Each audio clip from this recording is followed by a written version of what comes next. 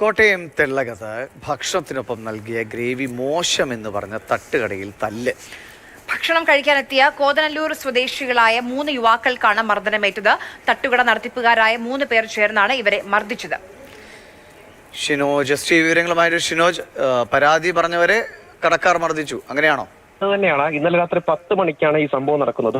കോതനല്ലൂർ സ്വദേശികളായ 3 യുവാക്കൾ ഇവർ ഭക്ഷണം കഴിക്കുന്നതിന് വേണ്ടിയാണ് ഇത്തരത്തിൽ ഈ തെള്ളകം കാരിത്താസ് ജംഗ്ഷനിലുള്ള ഈ തീപ്പൊരി എന്ന് പേരുള്ള തട്ടുകടയിൽ എത്തുന്നത്. അവിടെ എത്തിയ സമയത്ത് ഭക്ഷണം കഴിച്ചു. അതിനൊപ്പം ഈ ഗ്രേവിയും കൊടുത്തു. ഈ ഗ്രേവി പഴകിയതാണ് എന്നവർ ഈ ഹോട്ടൽ നടത്തിപ്പുകാരോട് പറയുന്നു. അതിന് പിന്നാലെയാണ് ഇത്തരത്തിൽ ഈ മർദ്ദനമൊക്കെ നടക്കുന്നത്.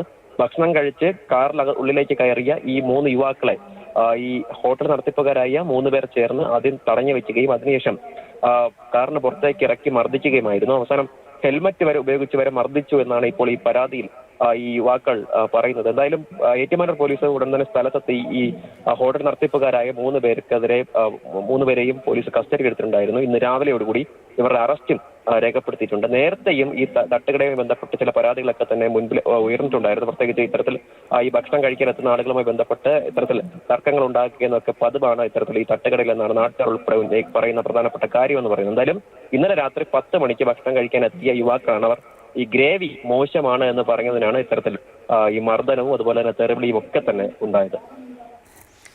ശരി, ഷിനോജ് വിവരങ്ങൾ നൽകിയത്.